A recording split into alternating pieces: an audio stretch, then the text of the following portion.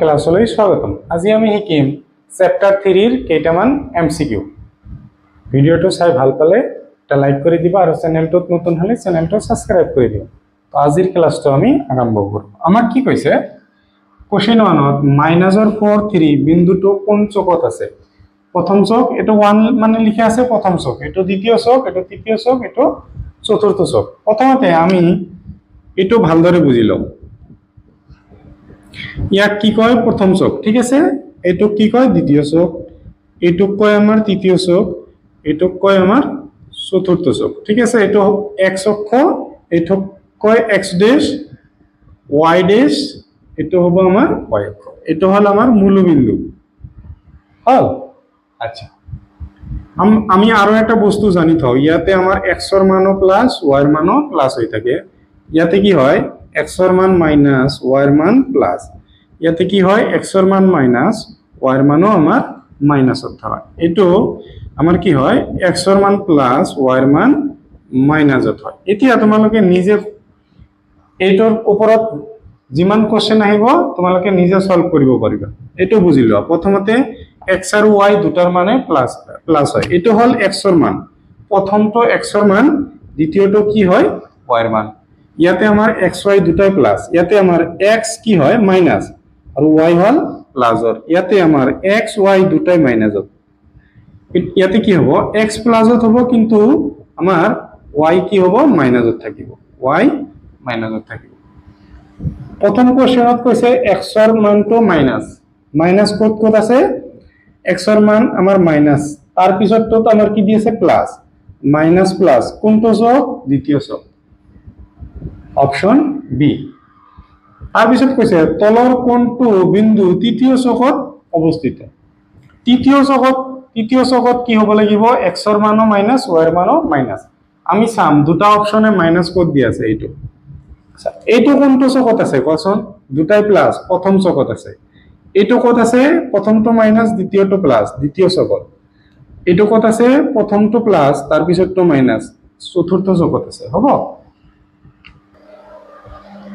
Question 3 ছোৱা কি কৈছে তলৰ কোনটো বিন্দু x অক্ষৰ ওপৰত আছে? x অক্ষৰ ওপৰত মানে কি y এর মান 0, y এর মান কত 0 আছে? y এর মান প্রথমতে 0 আছে, প্রথমটো x এর মান, দ্বিতীয়টো কি হয় y এর মান, y এর মান 0, তেনেহলে এটো হৈ যাব। আৰু কোশ্চেন 2 নহয়, কোশ্চেন 4 হ'ব তলৰ কোনটো বিন্দু y অক্ষৰ ওপৰত আছে? y অক্ষৰ ওপৰত কি হ'ব x = 0 হ'ব। x এর মান কত 0 আছে? x এর মান আমার ডি অপশনত 0 হয়ে আছে। নেক্সট কোশ্চেন 5 ছোৱা আমাক কি কৈছে -7 আৰু 6 বিন্দুটোৰ ভুজ। ভুজ মানে কি x অক্ষৰ মান, ভুজ মানে কি হ'ব x অক্ষৰ মান, আৰু কোটি মানে হল y অক্ষৰ মান। ভুজ আমাক কি দি আছে? প্ৰথমটো x তাৰ পিছত y, x এৰ মান কি দি আছে -7, তেনেহলে আমাৰ অপশন কি হ'ব? আমাৰ অপশন বি হ'ব। ভিডিওটো পজ কৰি লিখিলো। 8,3 বিন্দুটোৰ কোটি মানে কি হ'ব y অক্ষৰ মান, y অক্ষৰ মান আমাৰ কি দি আছে? প্ৰথমটো x তাৰ পিছতটো y, 3। অপশন কি হ'ব আমাৰ সি হৈ যাব। দ্বিতীয় চকত থকা এটা বিন্দুৰ স্থানাঙ্কৰ আৰ্হি। দ্বিতীয় চক আমাৰ এইটো, প্ৰথমটো কি হ'ব মাইনাস তার পিছতটো প্লাস, কত আছে?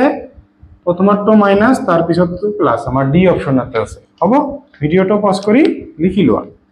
কোশ্চেন 8 ছোৱা কি কৈছে তলৰ কোনটো বিন্দু x অক্ষৰ আটাইতকৈ ওচৰত আছে? x অক্ষৰ আটাইতকৈ ওচৰত থকা বিন্দু হ'ব y এর মান আটাইতকৈ কম হ'ব, y এর মান কি হ'ব আটাইতকৈ কম। x অক্ষৰ ওচৰত কোনটো থাকিব?